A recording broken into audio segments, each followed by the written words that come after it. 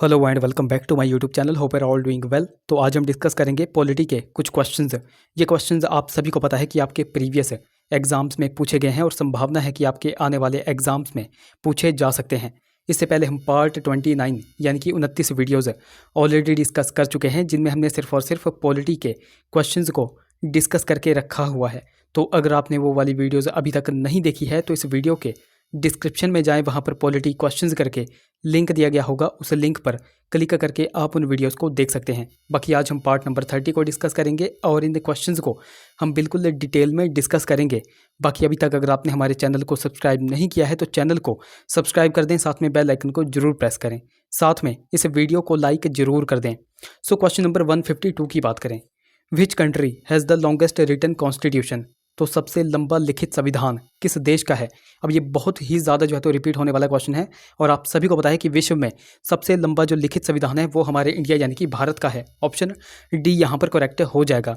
अब जो हमारा मूल संविधान था, तो मूल संविधान हमारा जो है तो इंग्लिश लैंग्वेज में लिखा गया था। तो उसमें जो हमारा संविधान था उसमें टोटल वर्ड्स कितने थे, कितने लिखे गए थे, वो भी आपको ध्यान में रखना है। इस तरह के फैक्चुअल क्वेश्चंस आपके आने वाले एग्जाम्स में बन सकते हैं। तो जो हमारा मूल संविधान था वह इंग्लिश लैंग्वेज में लिखा गया था और उसमें अप्रॉक्स 1,46,385 वर्ड्स लिखे गए थे, जो कि इंग्लिश लैंग्वेज में लिखे गए थे। पहले तो आपको यही ध्यान में रखना है, यह बिल्कुल बेसिक सा क्वेश्चन है जो कि आपको पता होना चाहिए। अब यहाँ पर कॉन्स्टिट्यूशन की बात कही गई है, संविधान की बात यहाँ पर कही गई है, तो संविधान से भी कुछ एक क्वेश्चंस बनते हैं। आप सभी को पता है कि हमारा संविधान बनकर तैयार कब हुआ था, तो वो हुआ था 26 नवंबर 1949 को। जबकि दूसरा क्वेश्चन आपसे पूछा जाता है कि संविधान को भारत के लोगों द्वारा कब अपनाया गया था, तो कब अपनाया गया था 26 जनवरी 1950 को। ये दो क्वेश्चंस आपको ध्यान में रखने हैं। इन दो क्वेश्चंस में भी बहुत बार जो है तो बच्चे कंफ्यूज हो जाते हैं, तो ये आपको ध्यान में रखने हैं। अगले क्वेश्चन की बात करें, क्वेश्चन नंबर हमारा 153 है, article 14 of the Indian constitution guarantees Indian citizens. तो भारतीय संविधान का अनुच्छेद 14 भारतीय नागरिकों को किसकी गारंटी देता है, तो वह किसकी गारंटी देता है। तो आर्टिकल 14 क्या कहता है, equality before law and equal protection of law, यानी कि विधि के समक्ष समानता तथा विधि का समान संरक्षण। ऑप्शन यहाँ पर सी बिल्कुल करेक्ट हो जाएगा। आर्टिकल 14 क्या कहता है ये आपको यहाँ पर पता चल गया। कुछ और आर्टिकल की भी अगर बात करें जो कि मोस्ट इंपॉर्टेंट है, जिनमें एक तो आ जाता है आर्टिकल 15। आर्टिकल 15 क्या कहता है, तो आर्टिकल 15 में कहा गया है कि राज्य किसी नागरिक के प्रति केवल धर्म, जाति, लिंग, वंश, जन्म स्थान पर भेदभाव नहीं करेगा। आर्टिकल 16 भी इंपॉर्टेंट है। आर्टिकल 16 में लोक नियोजन के विषय में अवसर की समानता यानी कि इक्वालिटी ऑफ अपॉर्चुनिटी की बात कही गई है। आर्टिकल 17 मोस्ट इंपॉर्टेंट है, जो कि बहुत बार एग्जाम में बनता है। आर्टिकल 17 में अनटचेबिलिटी यानी कि अस्पृश्यता के अंत की बात कही गई है। आर्टिकल 18 भी इंपॉर्टेंट है। आर्टिकल 18 में एबोलिशन ऑफ टाइटल्स यानी कि उपाधियों के अंत की बात कही गई है। तो ये इंपॉर्टेंट आर्टिकल्स मैंने आपको बताया जो कि आपको ध्यान में रखने हैं। आर्टिकल 14 भी हमने देख लिया, 15 भी, 16 भी, 17 और 18, ये 4-5 आर्टिकल्स मैंने आपको बताए जो कि बहुत ही ज़्यादा इंपॉर्टेंट है। नेक्स्ट क्वेश्चन नंबर 154 की बात करें, वाइस प्रेसिडेंट इज, तो उपराष्ट्रपति होते हैं। आप सभी को पता है उपराष्ट्रपति किसी भी सभा का सदस्य नहीं होता है, इसलिए इस क्वेश्चन का राइट ऑप्शन क्या हो जाएगा, ऑप्शन डी करेक्ट हो जाएगा। यह किसी भी सदन के सदस्य नहीं होते हैं, ऑप्शन डी यहाँ पर करेक्ट हो जाएगा। अब जब भी उपराष्ट्रपति की बात आती है तो उपराष्ट्रपति से संबंधित जितने भी क्वेश्चंस अभी तक एग्जाम में पूछे गए हैं या फिर पूछे जाने की संभावना है वो हम यहाँ पर देखते हैं। तो सबसे पहला और सबसे बेसिक सा क्वेश्चन, उपराष्ट्रपति की चर्चा किस आर्टिकल में की गई है, आर्टिकल 63 में उपराष्ट्रपति की चर्चा की गई है। दूसरा क्वेश्चन आपसे पूछा जाता है कि उपराष्ट्रपति राज्यसभा के सभापति होंगे, ये किस आर्टिकल में कहा गया है, तो ये कहा गया है आर्टिकल 64 में। तीसरा क्वेश्चन आपसे पूछा जाता है कि उपराष्ट्रपति कार्यवाहक राष्ट्रपति के रूप में कार्य करेगा, तो ये किस आर्टिकल में कहा गया है, तो ये कहा गया है आर्टिकल 65 में।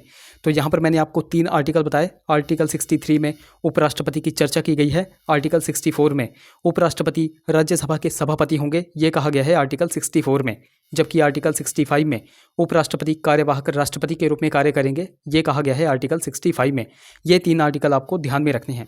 अब जब भी उपराष्ट्रपति की बात आती है तो राष्ट्रपति और उपराष्ट्रपति इन दोनों का जो है तो एक ज्वाइंट एक आर्टिकल है जो कि आपको ध्यान में रखना है, वो है आर्टिकल 71।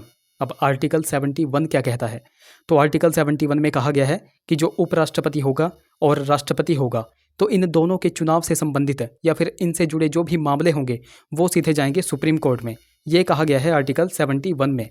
तो ये 4 आर्टिकल्स मैंने आपको बताए जो कि आपको ध्यान में रखने हैं।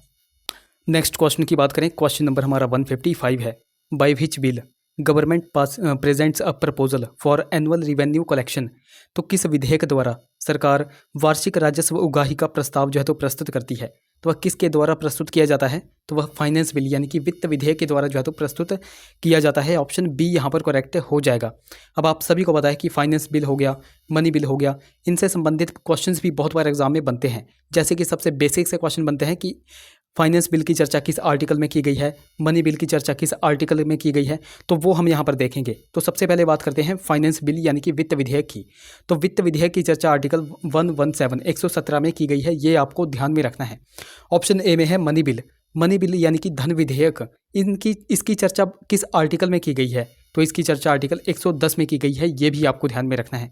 अच्छा, एक क्वेश्चन आपसे पूछा जाता है ज्वाइंट सेशन यानी कि संयुक्त अधिवेशन।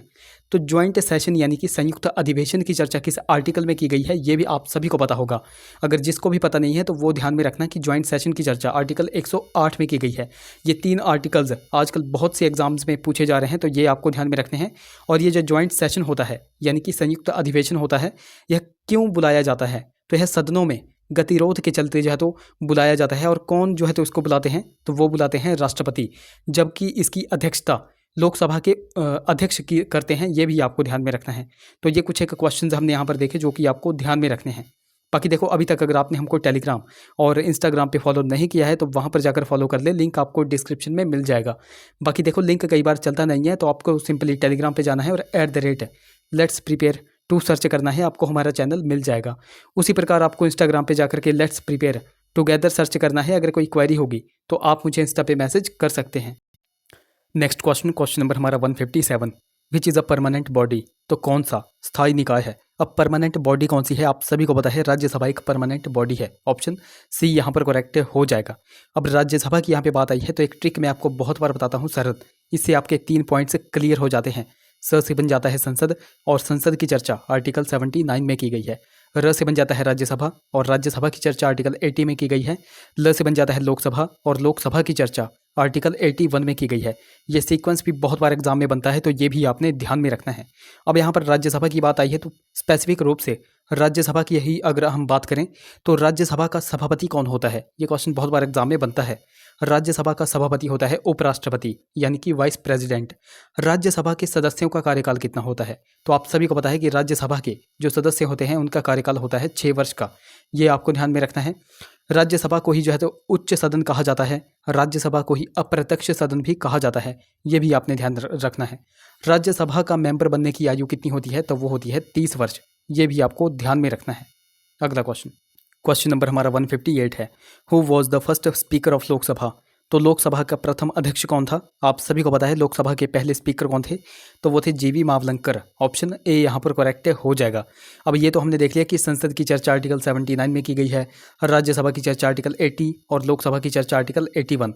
अब यहाँ पर आपको एक पॉइंट मैं आपको यहाँ पर बताने जा रहा हूँ जो कि आपने ध्यान में रखना है, एक तो लोकसभा से और एक राज्यसभा से। तो बहुत बार आपसे पूछा जाता है कि लोकसभा का जो अध्यक्ष होता है और उपाध्यक्ष होता है, उन दोनों ही की चर्चा किस आर्टिकल में की गई है, तो ये आपको ध्यान में रखना है। जो लोकसभा का अध्यक्ष होता है और उपाध्यक्ष होता है, इन दोनों की चर्चा आर्टिकल 93 में की गई है। जबकि जो राज्यसभा है, राज्यसभा में सभापति होता है और उपसभापति होता है, तो राज्यसभा के सभापति तथा उपसभापति की चर्चा आर्टिकल 89 में की गई है।